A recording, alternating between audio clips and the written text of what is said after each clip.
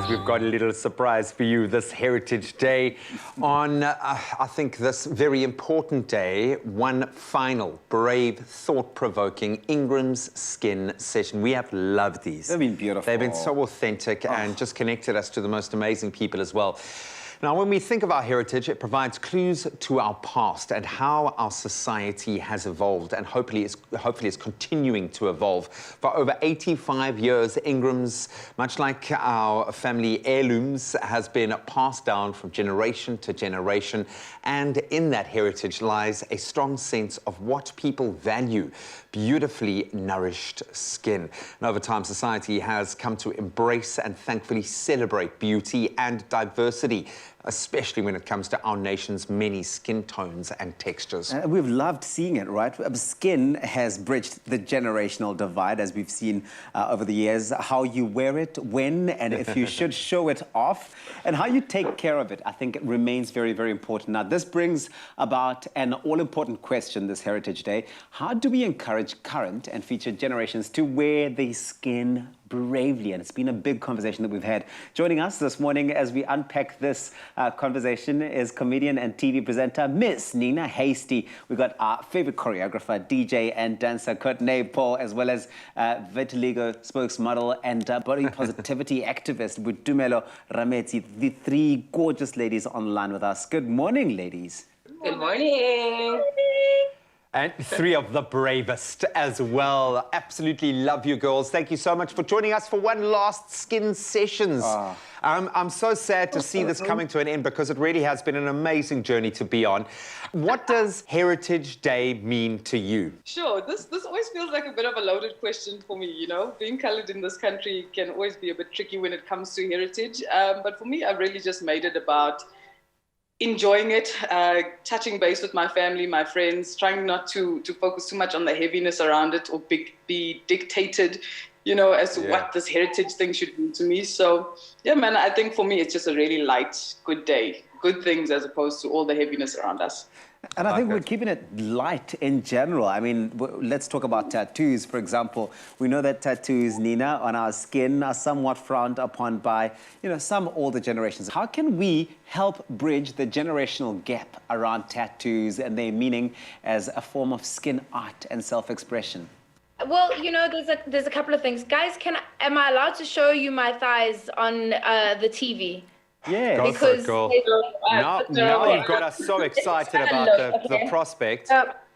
This here, if you look at this, right? Wow. This is a version. So the Serbian crest are these four things over here, and then there's the double-headed eagle that's holding the crown. And my great-grandfather actually flew King Peter, the former monarch of Yugoslavia, into exile when the war broke out. And, you know, just maintaining the Serbian heritage, even though I'm a second-generation South African, like on my other leg, I have a tattoo of Saint Dimitri, who is our family saint. What I always explain to people is kind of like having amadlozi, like, you know, our ancestors that take care of us. What's so beautiful about discovering your own heritage is realizing how much heritage and cultural practices we actually share with one another. And of course, they're moisturized with my lovely Ingram's. Gotta be because you got it, man. You got it. As Tubbs said, it becomes a totem. My tattoos are certainly a totem for me. Courtney, I'm going to push you a little bit on this because you kind of alluded to it. As a coloured person, what have been some of the perceptions that you've had to overcome with regards to your own identity and that heritage? I think what's important to note is that I'm still very much on that journey.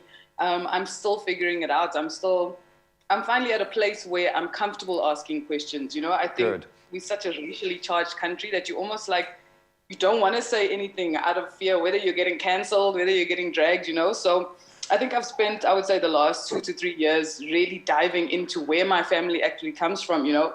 In terms of colors, it's like, no, you must be from Cape Town, you must speak Afrikaans, you know, all these things that I'm like, I'm from Durban. My Afrikaans is pathetic. Like, I will embarrass this whole race, you know. So, like, my grandparents are of Nepalese descent, you know. And growing up, I always had, whether I was just into certain sounds or the way I ate or martial arts, it's like it was always these thin little grains in me, but I never understood or never never got the opportunity to explore it. And I think that's the main thing of being colored in this country, is that we're not given an opportunity to figure it out. We basically told, like, this is where you're from, this is what you should be, or else you anti this, or, you know. And I think now I'm just pro me. So yeah, man, it's definitely a journey. So and it's become a personal expression. That sounds like for you, Boitumelo, as we absorb a sense of our heritage throughout our lives. I know that we observe and experience the things that truly do make our families unique. What positive traits and tendencies would you use to describe your family in general, and how have those tendencies and those nuances helped you navigate your heritage? I think this topic is actually quite amazing, especially after what the girls have just said right now, like just being rooted in that way. And it's all about self-discovery and evolving your heritage, because we are here and we are learning from those that have walked before us because they know better.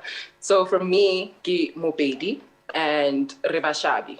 So we're known as Black Jews, based on my heritage and just understanding who I am and who I'm about, and evolving that and incorporating it in the person that I am today is the greatest thing for me, because we're always discovering new things and always learning new ways of doing things and always needing to adapt the old ways of doing things to how we are now. So knowing that history and the journey where we come from, you're able to carry on from what your ancestors used to do, and they walk with you, and you're also able to correct or do things better that they were unable to do. And the only way you can do that is by learning your history. So you need to establish yourself, put that stake in the ground, and your future generations will carry it out for you. Well, feeding off that, I've got a question that I think probably applies to all of you, and I'd love to hear from all of you. Throughout the last few months, we have had some amazing, really incredible, thought-provoking conversations through our skin sessions. It's been a wonderful platform, especially for me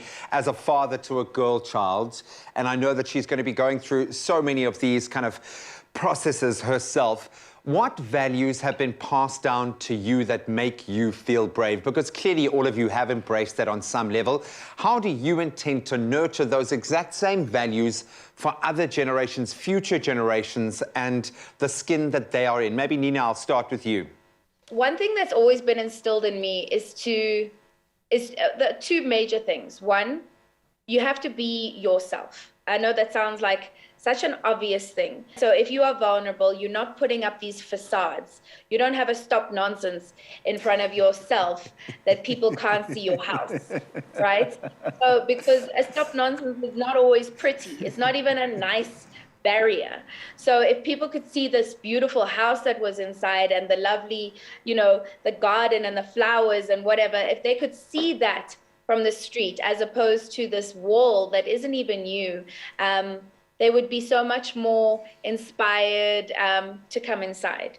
I love that. Courtney, have you identified what it is that makes you brave, and how would you want to instill that in other young women, other young people, as they make their way through the same challenges that you've faced? I think I've always been somebody that's quite brave in essence and ready to kind of just be myself, but I've never been so vocal or so okay with it as I am now, and I think that's why campaigns like this are so important, because it's being surrounded by women like this that share their experience, that make me feel, okay, cool, like I'm allowed to be exactly who I am, So now I'm at a place where I realize, like Nina said, the only way I'm going to get ahead is being myself, because everybody else is taken, man, and I hope I leave that kind of legacy behind, where it's like, I don't have to look a certain way, I don't have to behave a certain way in order to fit in. And Boitumelo, how would you encapsulate this sort of sentiment that's coming through here about owning your brave? If you had to say it in a sentence, if that's even possible for you, or even in one word, what would that power of a sentence or word be?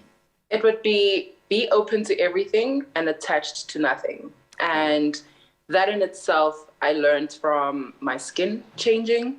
And that also comes from just the idea of what Nina just said right now, that you shouldn't be afraid of yourself. You should be able to embody, take ownership of your embodiment to such an extent that everyone else will begin to perceive you the way you perceive yourself. It's the self-work. It's not being afraid of yourself. It's self-realization and self-awareness. When you follow what is happening, then you just get lost in everybody else's idea of what they see life to be. And we're all creators of our own destiny. So for me, that experience started with my skin and just experiencing and accepting the body that I'm in, and not just accepting, but celebrating it as well.